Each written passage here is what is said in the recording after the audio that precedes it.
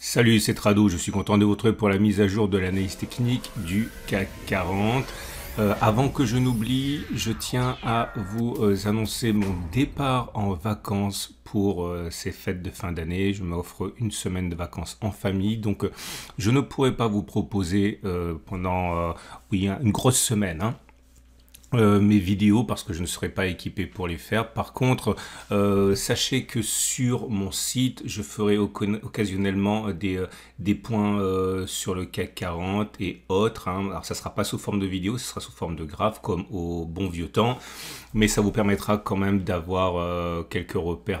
Mon site, vous le connaissez. Sinon, vous tapez Tradosaur et vous allez le trouver facilement sur votre moteur de recherche. Donc voilà. Par contre, il pourrait s'agir pour vous de l'occasion de vous former. Je vous rappelle que parmi les nombreux formats que je vous propose, il y a mes stratégies de trading. Alors, vous le savez, j'ai un cercle privé de tradosauriens. On n'est que 40. C'est complet, je peux malheureusement pas prendre plus de personnes parce que sinon la qualité serait pas suffisamment bonne. Donc il y a une liste d'attente. Par contre, vous le savez, vous avez la possibilité de passer la tête au-dessus de notre épaule et de voir les 20 stratégies que l'on utilise pour l'instant.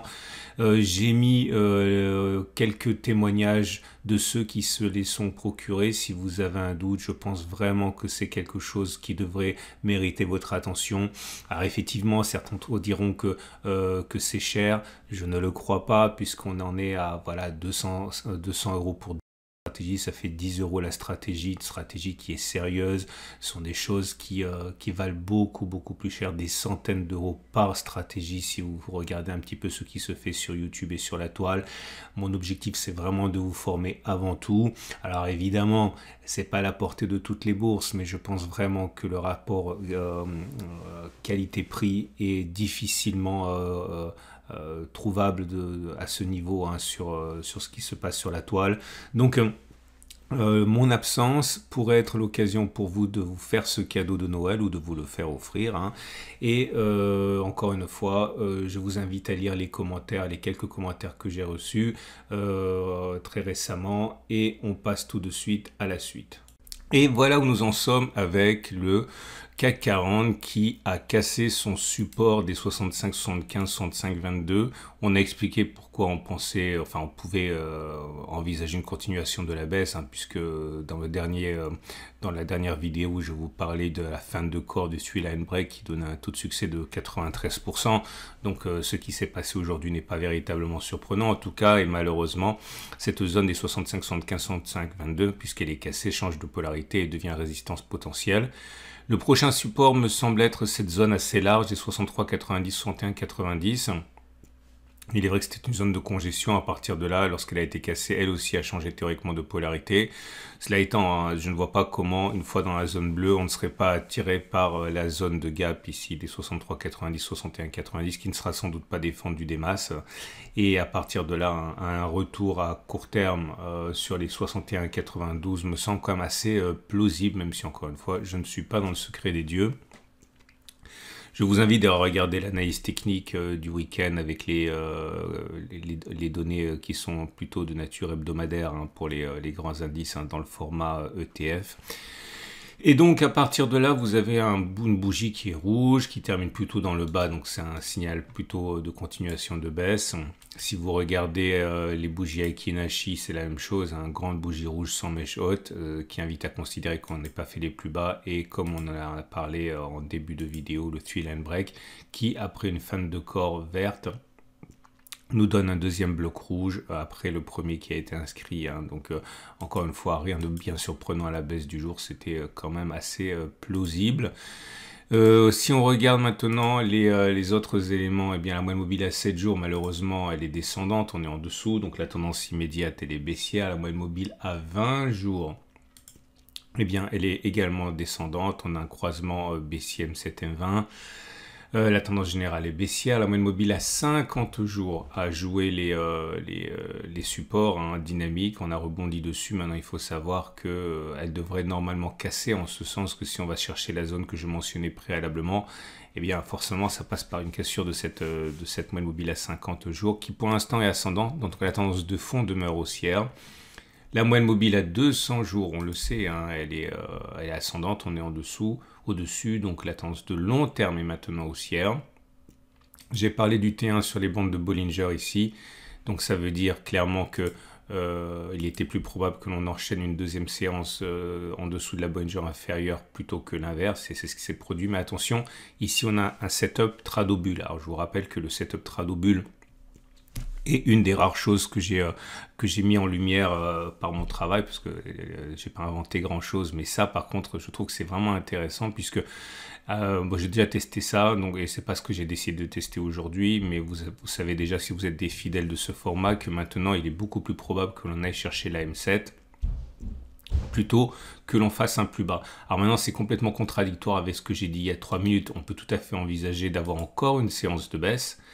Et on sait à ce niveau que les statistiques après deviennent extrêmement favorables aux traders, puisque si la statistique sur laquelle après un setup Tradobull on ne va pas chercher la M7, ce qui est encore une fois très peu probable, eh bien il est encore moins probable qu'on ait deux bougies, un peu comme la fin de corps du 3-line break, et là ça sera vraiment très intéressant pour les traders.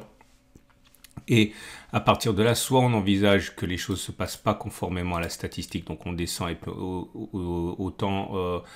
d'autant plus forte sera le rebond technique, soit effectivement on fait un retour sur la M7 et puis ce n'est qu'après que l'on ira chercher la zone que j'envisage que l'on aille chercher. Bon, encore une fois, personne ne peut le savoir, tout est une question de gestion du risque et de taille de position. Au-delà, les éléments techniques. Alors moi, ce que j'aimerais évoquer avec vous aujourd'hui, comme c'est souvent le cas le week-end, je vous emmène sur les données hebdomadaires, puisqu'un signal baissier a été donné par le stochastique. Et c'est ça que je vais tester avec vous. Je vais regarder les éléments statistiques qui font suite à un croisement baissier sur les données hebdomadaires que voilà, vous voyez, le stochastique a croisé son signal. Et on va regarder si on est capable de gagner de l'argent avec la stratégie qui consiste à spéculer à la baisse lorsque le signal est donné. Alors je me suis cantonné cette fois aux signaux qui apparaissaient alors que le stochastique, tout en croisant son signal, demeure au-dessus de 50. Okay, pour montrer qu'il y a une sorte de dynamique haussière qui s'était inscrite avant. Et on va regarder si on gagne de l'argent. D'une part, en pariant sur le fait que c'est un abus de langage. J'ai pas regardé si on pouvait gagner de l'argent, puisque là ce sont des statistiques simples, hein. J'ai pas du tout fait un calcul comme je le fais souvent. Là en l'occurrence j'ai regardé si, en mettant un stop de protection au-dessus du précédent plus haut du cycle de surachat du stochastique, donc clairement ici, est-ce qu'on a raison si on parie que l'on fera au moins une clôture plus bas que la journée de signal, la semaine de signal, ce qui est le cas ici. Vous voyez, on a clôturé plus bas que la bougie de signal qui était la bougie précédente. Moi, je raconte des bêtises. C'était ici la bougie de signal. Je raconte encore des bêtises. C'était ici. Voilà. Donc, on voit bien qu'en mettant un stop de protection au-dessus des plus hauts, on a raison de penser que on ira plus bas avant que d'aller à nouveau retourner donc sur le précédent plus haut. Et un deuxième pouce vert pour dire que si on avait simplement utilisé un stop temps, c'est-à-dire en vendant 3 semaines plus tard, eh bien on gagnait de l'argent aussi, puisque vous voyez 1, 2, 3, on est en dessous, donc il y a 2 pouces verts. Là aussi ça a fonctionné. 1, on est bien au-dessus de 50, contrairement à ici, c'est pas que j'en ai pas tenu compte. On est bien au-dessus de 50. Le signal a été donné sur cette bougie-ci. Est-ce qu'on est allé plus bas avant que d'aller retoucher les précédents sommets? Oui. Est-ce que si on avait vendu 3 semaines plus tard, on aurait gagné de l'argent? Oui encore. Là, vous avez un double échec sur cette occurrence-ci, puisque comme vous pouvez le voir, le signal a été donné sur cette bougie. Est-ce qu'on a d'abord clôturé plus bas ou est-ce qu'on est d'abord allé chercher les précédents sommets? On est d'abord chercher les précédents sommets, et donc c'est pour ça que c'est un double échec. Je fais défiler devant vos yeux. Là, vous voyez, vous avez un échec et un succès, parce que si on considère le signal qui a été donné ici, oui, on a clôturé plus bas avant que d'aller chercher les précédents sommets, ici. Mais par contre, si on avait vendu 3 semaines après, donc ça fait 1, 2, 3, vous voyez, on aurait perdu de l'argent parce que nous, on est rentré ici à la baisse. Okay, donc voilà, c'est très simple. On fait défiler. Alors, j'ai fait 46 occurrences, et au bout de 46 occurrences, d'abord on peut dire que ça n'a pas de légitimité scientifique, ce que je dis, puisqu'on ne peut pas tirer de conclusion sur 46 occurrences. Néanmoins, au bout de 46 occurrences, on peut dire que est-ce que j'ai raison de considérer que l'on clôturera plus bas que la clôture de ce vendredi avant que de repartir sur les précédents sommets qui sont actuellement à 5,74%? Oui, puisque ça a fonctionné 30 fois, ça a échoué 16 fois, autrement dit dans 66% des cas, vous avez 2 chances sur 3 en gros que l'on clôture plus bas encore. Par contre, en vendant arbitrairement dans 3 semaines, ça a fonctionné 23 fois, ça a échoué 23 fois, autrement dit exactement 50%. Donc on ne peut absolument pas savoir ce qui va se passer à partir de maintenant pour l'horizon de moyen terme. Et on revient donc aux données journalières pour constater au niveau de l'Ichimoku que les choses se sont forcément dégradées, puisque comme vous pouvez le voir maintenant, les cours sont clairement en dessous de la Tenkan et en dessous de la Kijun. La tendance immédiate est baissière parce qu'on est en dessous de la Tenkan qui descend. La tendance générale est neutre parce qu'on est en dessous de la Kijun, mais celle-ci monte encore.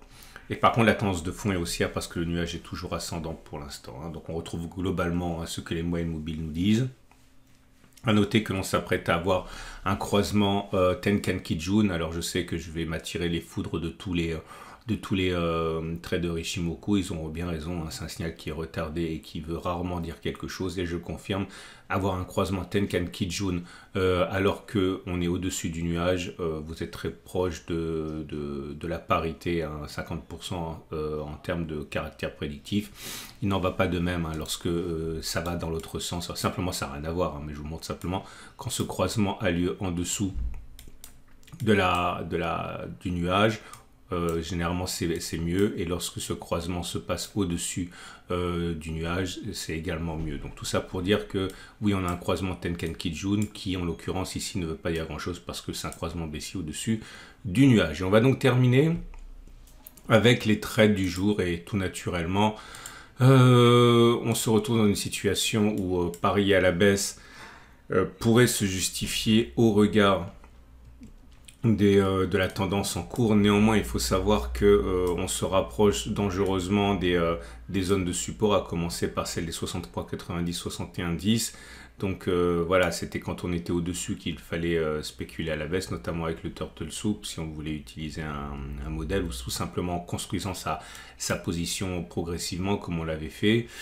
Là, ça me semble difficile parce que clairement, vous mettez où votre stop de protection? Vous pouvez le mettre éventuellement au-dessus des 65, 75, 65, 22, tout en sachant que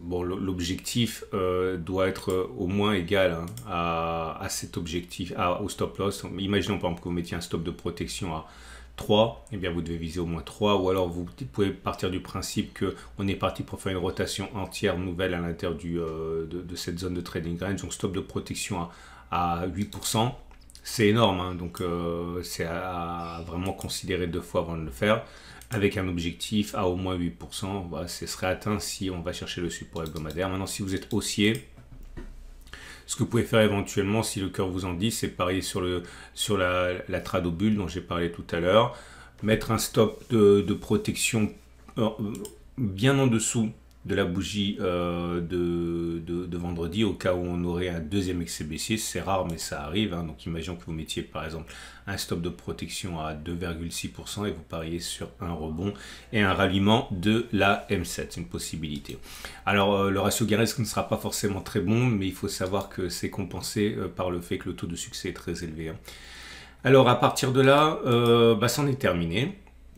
Donc je vous abandonne pour une grosse semaine. Je vous invite à vous reposer, profiter de votre famille, parce que c'est très important. Vous avez également la possibilité, je l'ai dit pendant cette semaine, tout en vous reposant, de vous former. Et donc à partir de là, si vous voulez vous procurer, en profiter pour vous procurer les webinaires privés, les 20 stratégies de trading, vous pouvez vous faire un petit cadeau à vous-même. Je vous souhaite une excellente journée et je vous dis à très vite dans le format vidéo, donc une grosse semaine, et plutôt sur mon site.